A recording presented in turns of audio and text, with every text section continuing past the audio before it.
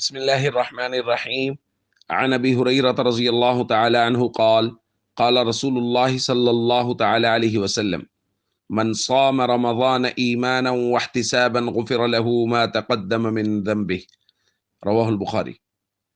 نبی کریم صلی اللہ علیہ وسلم نے ارشاد فرمایا، جس شخص نے رمضان کے روزے رکھے ایمان کی حالت میں اور اللہ سے ثواب کی امید رکھتے ہوئے، اس کے پچھلے تمام گناہ معاف کر دیے گئے۔ دوستو، دیکھیے اللہ رب العزت کا کتنا بڑا کرم ہے کہ وہ چیز جو اللہ نے ہم پر لازم کی ہے، رمضان کے روزے رکھنا فرض ہے، لازم ہے، اس لازم ڈیوٹی پر بھی اللہ رب العزت ہم پر اتنا کرم فرما رہے ہیں کہ پچھلے تمام تر گناہوں کو معاف فرما رہے ہیں۔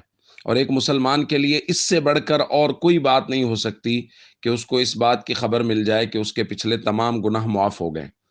تو رمضان المبارک کی بڑی اہمیت ہے، اس کے روزوں کی بڑی اہمیت ہے، اور اللہ رب العزت کی رحمت بہانے تلاش کر رہی ہے۔ تو اس لیے رمضان المبارک کے روزوں کو پوری اہمیت سے رکھیں، اپنے بچوں کو اس کی اہمیت بتائیں اور اپنے عمل سے اس کی اہمیت سکھائیں، تاکہ ہماری آنے والی نسلوں میں رمضان المبارک کی اہمیت منتقل ہو۔ اور یہاں میں ایک درخواست ضرور کرنا چاہوں گا کہ یہ جو آج کل احادیث بیان ہو رہی ہیں، عربی عبارت جو اس کی پڑھی جاتی ہے ہمارے یہاں درس حدیث میں، اس کو اگر روزانہ 10 بار 15 بار سن لیا جائے بار بار، تو اس سے یہ ہے کہ احادیث یاد ہو جاتی ہیں۔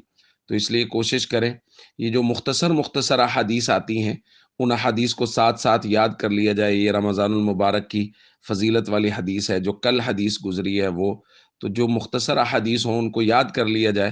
جو بندہ بار بار سنتا ہے تو تلفظ بھی درست ہو جاتا ہے اور احادیث یاد بھی ہو جاتی ہیں۔ السلام علیکم ورحمۃ اللہ وبرکاتہ۔